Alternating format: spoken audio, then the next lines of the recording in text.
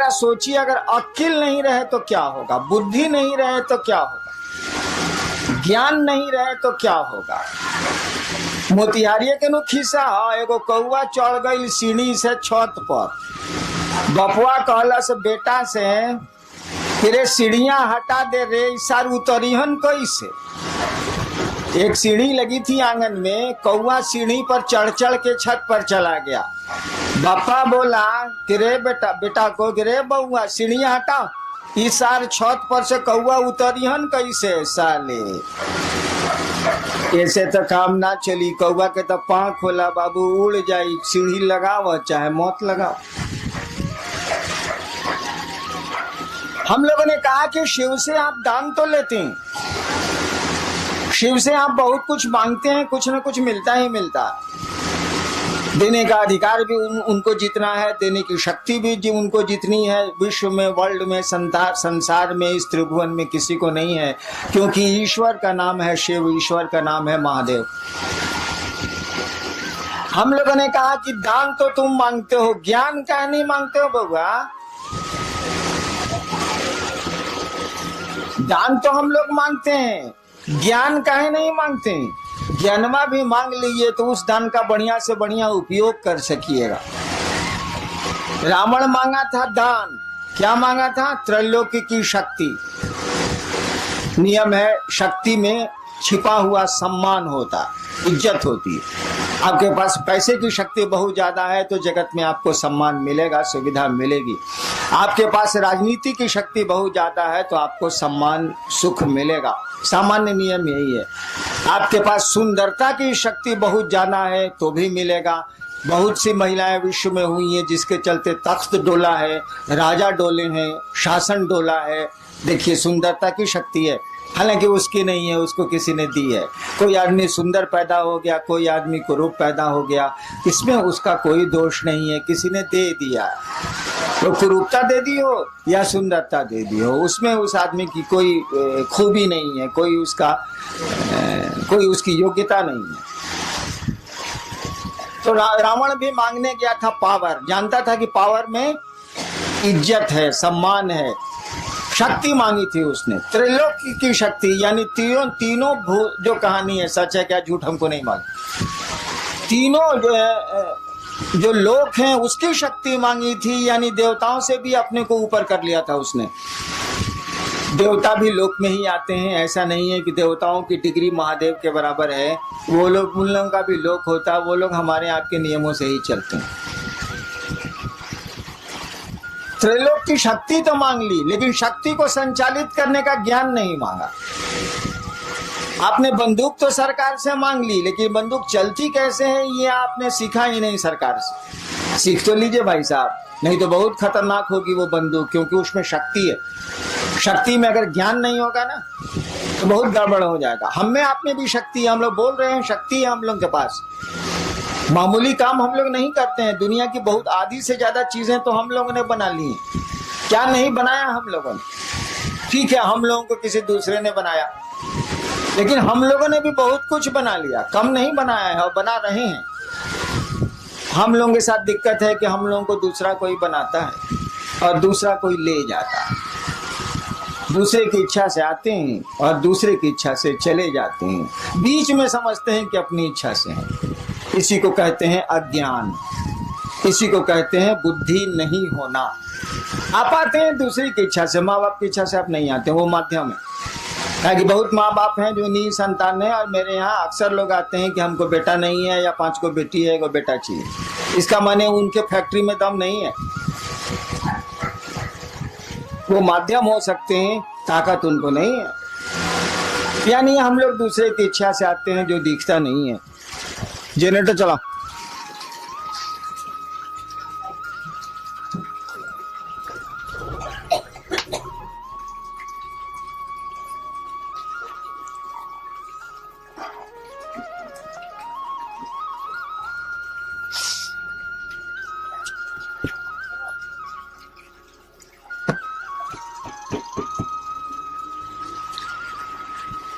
हम लोग दूसरे की इच्छा से आते हैं जो हमारी आपकी आंखों से नहीं दिखता है। अपनी इच्छा से रहते भी नहीं।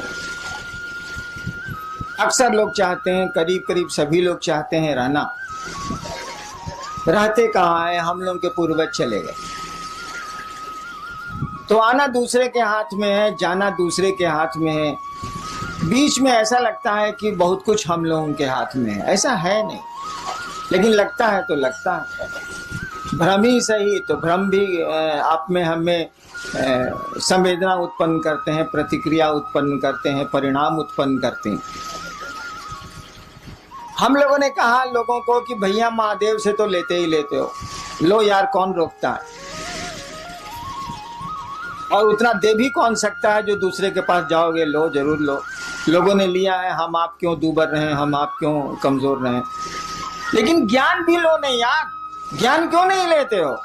ज्ञान लोगे तो बहुत मामूली सी चीज से भी तुम बहुत बड़ा काम कर लोगे। हम लोग देहात में वो कहावत है ना कि गांव में एक होशियार रही तो कमा खा के जिए ली, 5 गो बुड़बक ओकरा भेटाए के चाहिए। तो ज्ञान का ये महत्व है। दिक्कत क्या है? दान तो बंटवारा में आप ले सकते हैं। जैसे महादेव को आप बाबा कहते हैं, बाबा की संपत्ति में आपका अधिकार है। शिव कहा जाता है कि चंदा मामा सबके मामा, शिव घर घर के बाबा। कहावत है ना, चंदा मामा सबके मामा, शिव घर घर के बाबा। तो बाबा में तो पोते पर पोते सबका अधिकार है भाई, उसकी संपत्ति में। तो भोग तो रहे, हवा उसकी, प्राण उसके, पानी उसका, पहाड़ उसके, नदियां उसकी, हम उसके, सब तो उसी के हैं। तो भोग तो रहे, और बिना मांगे मिल जाएगा, क्योंकि बाबा की संपत्ति में उसके पोता पोती से लेकर पूरा खानदान बढ़ते चले जाए, सबका अधिकार होता। कानून कहता है इस देश का कि जब तक जिंदा है तभी तक अधिकार रहेगा, उसके बाद कहीं दूसरे को दे दे। उस साला मरबे नहीं करता है तो देगा किसको? मरेगा तब ना दूसरे को होगा, उस साला जिंदा है। काहे कि रामनवमी में राम के जन्म की छुट्टी होती है, जन्माष्टमी में कृष्ण के जन्म की छुट्टी है। अब महादेव के जन्म का पता भारतीय सरकार को नहीं लगा तो हमको आपको कहाँ लगेगा, इसीलिए बियाह की छुट्टी है। महादेव का बियाह का छुट्टी दे, कहीं बियाह का छुट्टी सुना है आज तक किसी का? किसी भी बड़े से बड़े आदमी के शादी की छुट्टी आपको मिलती हो सरकारी दफ्तरों में, ऐसा सुना कभी? जन्म की मिलती है, पुण्यतिथि की मिलती है जिसमें वो शरीर छोड़ते हैं, पुण्यतिथि भी बहुत कम मिलती है, नहीं के बराबर मिलती है। जन्मदिन की छुट्टी मिलती है, जो हमारे यहाँ भगवान है या हमारे यहाँ जो पूज्य लोग हैं उनको उनके दिनों पर सरकार छुट्टियां देती है। लेकिन बियाह के दिन के छुट्टी मिला लोग है सरकार में, ये कभी सुनने बने रहे वालों नहीं। बियाह के दिन साला बियाह हो गई लोग, कौन बड़का बात बा। लेकिन महादेव के छुट्टी मिलेला महाशिवरात्रि, वो बियाह के दिन मिलेला। काहे कि साले सरकार कमबख्त सरकार को ही नहीं पता, हमको आपको क्या इतनी बड़ी हस्ती को नहीं पता है कि पैदा कब हुआ था। और जब पैदा ही नहीं हुआ था, ये मालूम नहीं है तो मरेगा ही नहीं साला। इसीलिए बाबा आपका जिंदा है, आपको हमको हक है, लेकिन केवाला नहीं मिलने वाला। केवाला तो उसी के नाम से है। दान में एक बाप अपने बेटे को पूरी संपत्ति का पूरा टुकड़ा दे सकता है। 3 बेटे हैं तो 3 हिस्सा कर देगा वो। कहल जाला कि बंटवारा में चाउर अगर धुआ गई बात तो कर पानियों बटी, हाँ बटी, चावल का धुवन भी बढ़ता। ये हम आसमान से सीखा, धरती पर हम नहीं जानते थे इसको। चावल का धुवन भी बढ़ता है, लेकिन भाई साहब ज्ञान नहीं बढ़ता है।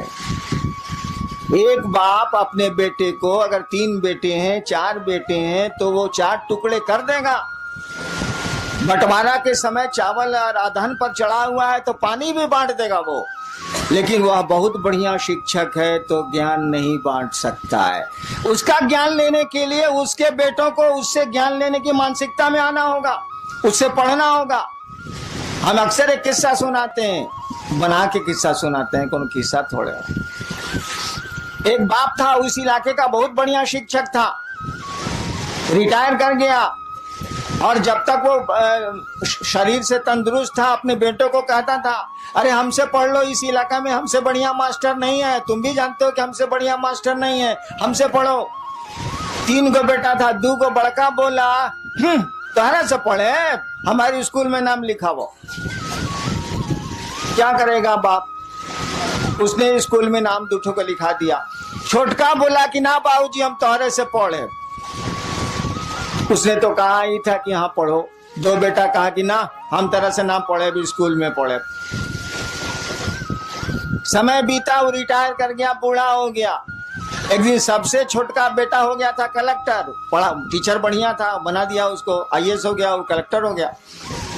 एक दिन छोटका बेटा आया बाप से मिलने के लिए, तो पीला बत्ती का गाड़ी या अंगरक्षक बॉडीगार्ड सब था उसके साथ।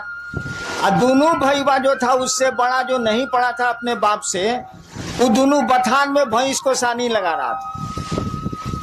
सुना कि छोटका भैया आया है, भईवा आया है, तो दोनों आया मिलने के लिए। बगीचा में था, बथान में था, आया मिलने के लिए। तीनों बैठा हुआ था, बूढ़ा जो मास्टर था वो भी बैठा हुआ था, जो तीनों का बाप था। दोनों ने कहा, दोनों बड़े भाई ने बाप से कहा कि बाबूजी तारा ऐसा था बेईमान, हमने का देखबे ना कहीं नहीं। बाप ने कहा क्या बेईमानी की, बोलो। कहा कि एकरा के तू कलेक्टर बना देला, हमनी के भैंस चरवा बना देला, तो ऐसे बड़ बेईमानी हुई। वो बूढ़ा आदमी बोला कि देखो बाबू, हमरे पास इतना बीघा जमीन है, छोड़ दो, हम पेंशन से खा लेंगे, हमको जमीन की जरूरत नहीं है। तुम तीनों भाई इस जमीन को बांट लो, हम जमीन का बंटवारा कर देते हैं, संपत्ति का एक एक पाई का बंटवारा कर देते हैं। लेकिन ससुरा बताओ हम ज्ञान का बंटवारा कैसे करें?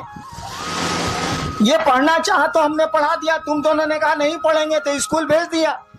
तुमको बढ़िया शिक्षक नहीं मिला, तुम नहीं पढ़े, भैंस चरा रहे हो। इसने हमसे पढ़ना चाहा, हम थोड़ा बढ़िया से पढ़ाते रहे हैं स्कूलों में, हमने इसको पढ़ा दिया, ये कलेक्टर हो गया, तुम दोनों भैंस चरवा हो गए। तो ज्ञान का बंटवारा हम कैसे कर दें? चलो चावल का पानी हम बांट देते हैं, सब कुछ बांट देते हैं 3 हिस्से में, लेकिन ज्ञान कैसे बांटेंगे यार? ज्ञान कोई लेगा तब न देंगे, ज्ञान तो लेना पड़ता है। सामान तो हम दे देंगे, लीजिए चाहे फेंकिए, लेकिन ज्ञान तो हम दे ही नहीं सकते ना जब तक आप लेना नहीं चाहिएगा, उसको रिसीव करना नहीं चाहिएगा। हम लोगों ने कहा महादेव से दान लेते हैं, ज्ञान का नहीं लेते हैं भाई साहब। ज्ञान लेने के लिए आपको उस महादेव का चेला बनना होगा, शिष्य बनना होगा। और शिष्य बनना होगा इसका माने शिष्य शब्द का अर्थ जानते हैं? जो लोग अंग्रेजी जानते हैं उनको तो आसान है, डिसाइपुल और डिसिप्लिन। डिसिप्लिन शब्द से डिसाइपुल बना, डिसिप्लिन अनुशासन, डिसिप्लिन शब्द से डिसाइपुल मन शिष्य, डिसिप्लिन शब्द से डिसाइपुल बना है। कहने का अर्थ हुआ कि जो डिसाइपुल है वह अगर गुरु का डिसिप्लिन नहीं मानता है तो डिसाइपुल नहीं है। जो शिष्य है अगर गुरु का डिसिप्लिन नहीं मानता है तो डिसाइपुल नहीं है। शिष्य शब्द का भी वही अर्थ होता है। संस्कृत में शस धातु है, उससे बना है शिष्य शब्द, उससे बना है शासन, उससे बना है अनुशासन, उससे बना है प्रशासन, उससे बना है शिष्य। शिष्य का मानी होता है जो अंग्रेजी में मानी है वह हिंदी में भी है। शिष्य का मानी होता है जो गुरु का अनुशासन माने, वह शिष्य है, वह चेला है।